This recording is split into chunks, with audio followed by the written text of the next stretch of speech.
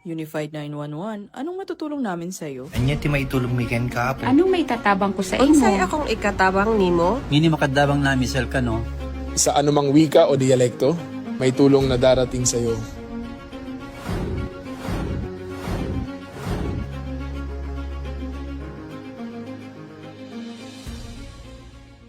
Lilingkod sa bawat Pilipino at magbibigay ng tamang impormasyon para sa tahimik at maayos na Pilipinas. Police News Network, alagad ng batas, tagapagtaguyod ng balitang pulis, sandigan ng mamamayan, patnubay ng katotohanan. La Campo Crame, maghahatid ng pinakahuling kaganapan at nagbabagang balita. Ito ang PNN Police News Network. At ngayon, ang inyong mga tagapagbalita. Magandang araw, bagong Pilipinas. Ako ang inyong alagad ng batas, tagataguyod ng balitang pulis, Patrolwoman Dara Falogme.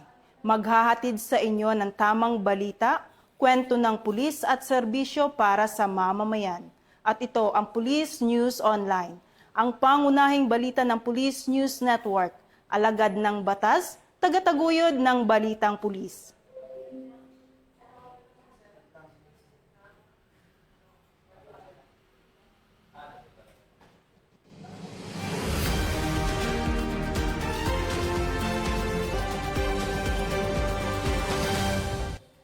Narito ang mga balitang hatid ng ating PNN correspondents mula sa iba't ibang panig ng bansa.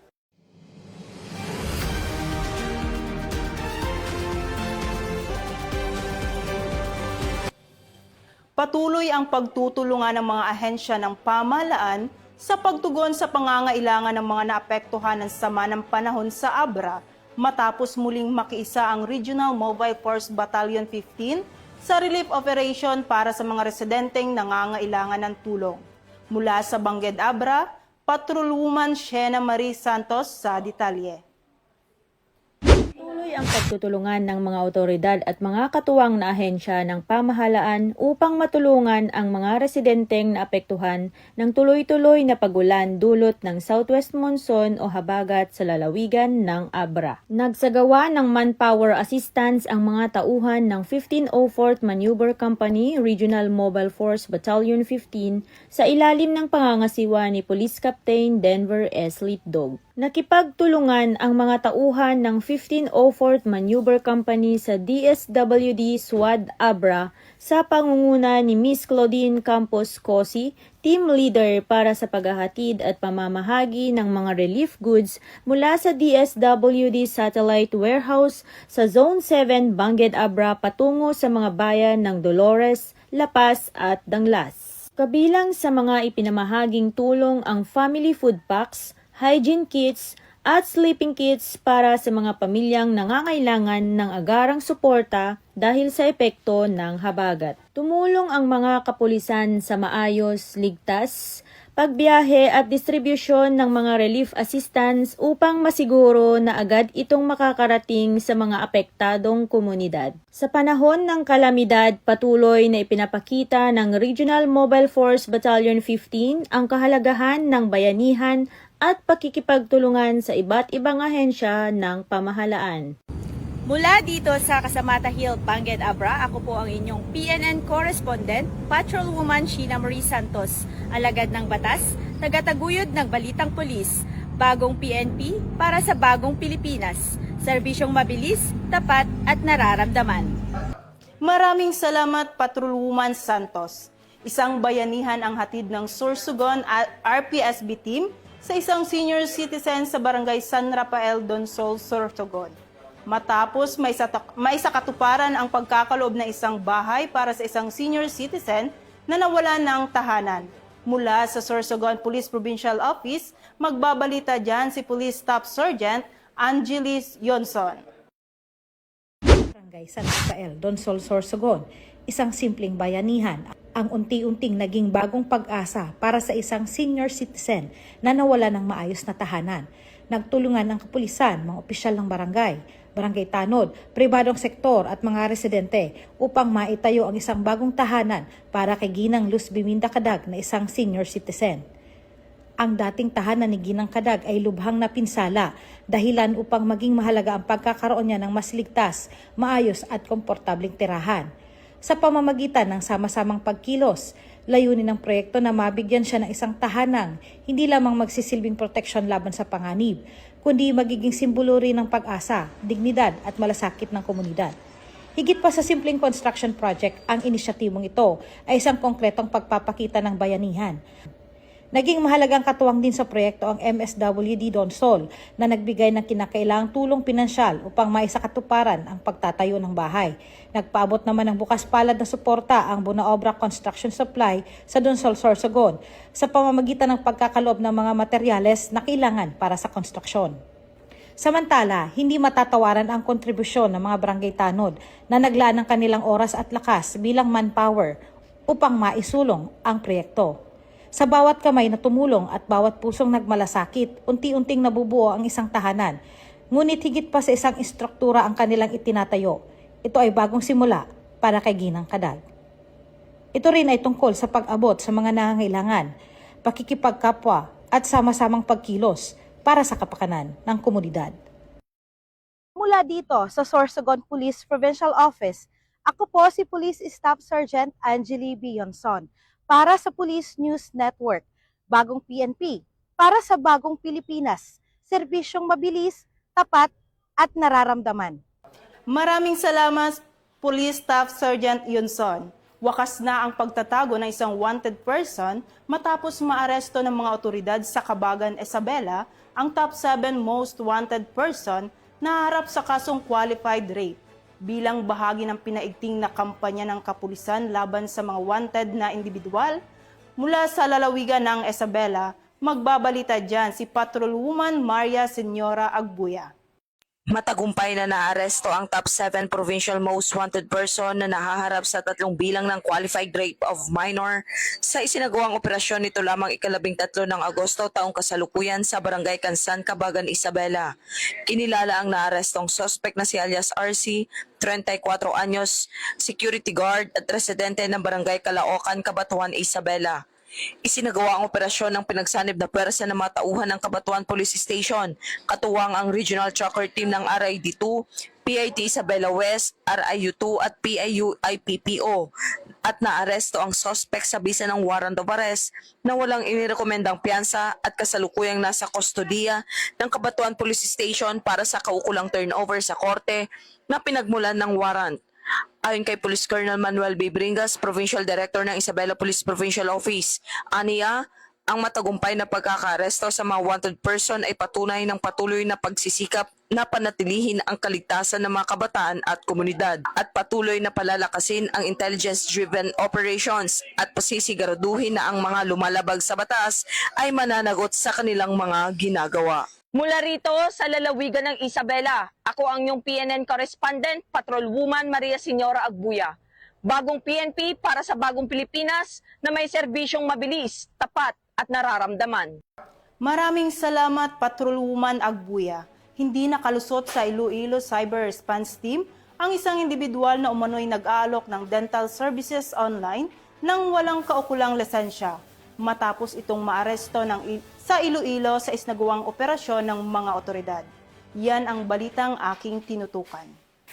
Arestado ng Philippine National Police ang isang 22 anyos na babae na umano'y nag-aalok ng hindi otorasadong dental services sa pamamagitan ng social media. Kinilala lamang ang suspect sa alias na Maymay na naaresto noong August 10 sa Haro, Iloilo City sa isnagawang entrapment operation ng Iloilo City Cyber Response Team. Nadiskubre ng mga otoridad ang online post ng suspect na nag-aalok umano ng home service dental braces sa halagang 3,000 piso matapos ang isnagawang cyber patrolling. Batay sa paunang investigasyon, wala umanong formal na dental training o professional license ang suspect at natutunan lamang umano ang naturang procedures sa pamamagitan ng mga online video tutorial. Nahaharap ang suspect sa reklamong paglabag sa Section 33 ng Republic Act 9484 o Philippine Dental Act of 2007, kaugnay ng Section 6 ng Republic Act 10175 o Cybercrime Prevention Act of 2012. Pinapaalalahanan naman ang publiko na maging mapanuri sa mga serbisyong inaalok online, lalo na sa mga health-related at iba pang regulated professions, at tiyaking beripikado ang credentials at lisensya ng service provider bago tangkilikin ang kanilang serbisyo. Mula dito sa National Headquarters ng Philippine National Police, ako po si Patrolwoman Dara Falogme. Nagbabalita para sa Police News Network, alagad ng batas, tagataguyod ng balitang pulis, bagong PNP para sa bagong Pilipinas, serbisyong mabilis, tapat at nararamdaman.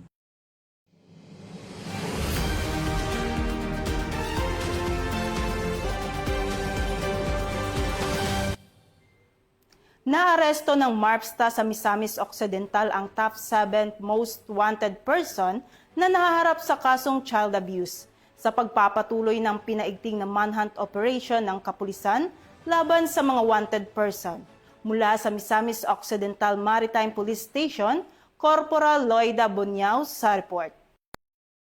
Bilang tugon sa kampanya laban sa mga wanted person, agad na kumilos ang Philippine National Police upang maisagawa ang operasyon sa isang most wanted person sa Misamis Occidental.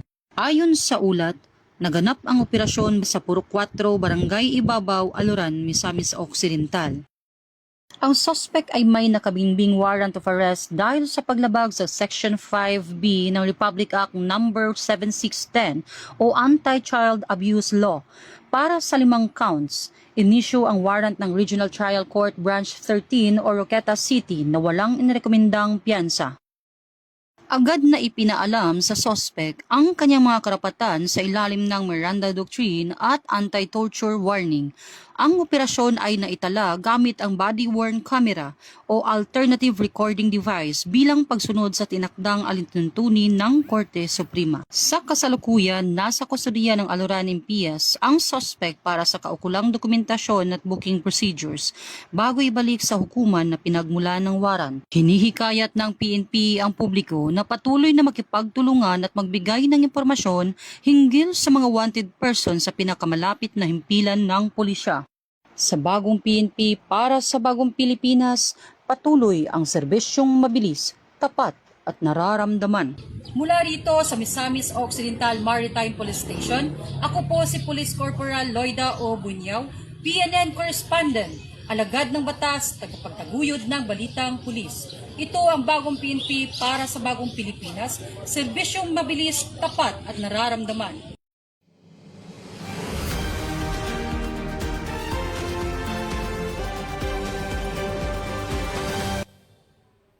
Para naman sa Weather Advisory number 63 na inilabas ng Pag-asa ngayong tanghali, posibleng malakas pa rin ang pag-ulan na mararanasan dulot ng southwest monsoon o habagat. Mula ngayong araw hanggang bukas ng tanghali, maaring umabot sa 100 hanggang 200 mm ang pag-ulan sa Benguet, La Union, Pangasinan, Zambales at Bataan.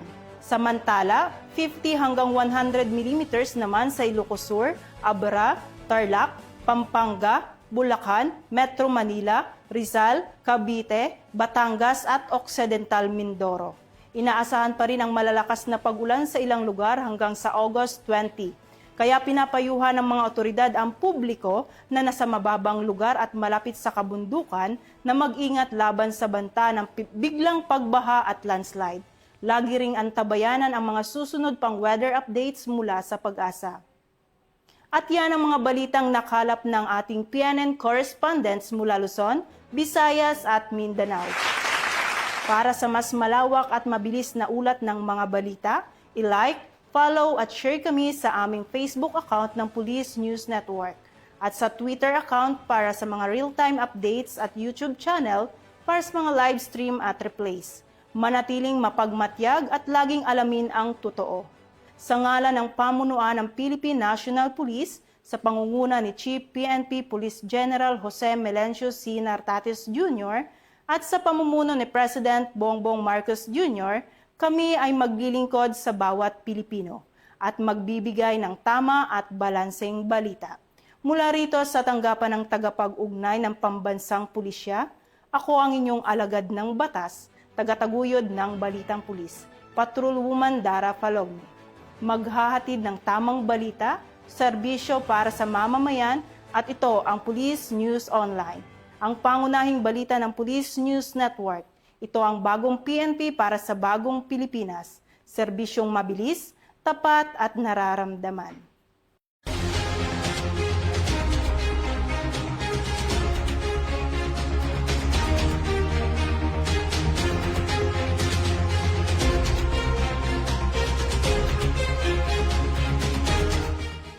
Police News Network, alagad ng batas, tagapagtaguyod ng balitang pulis.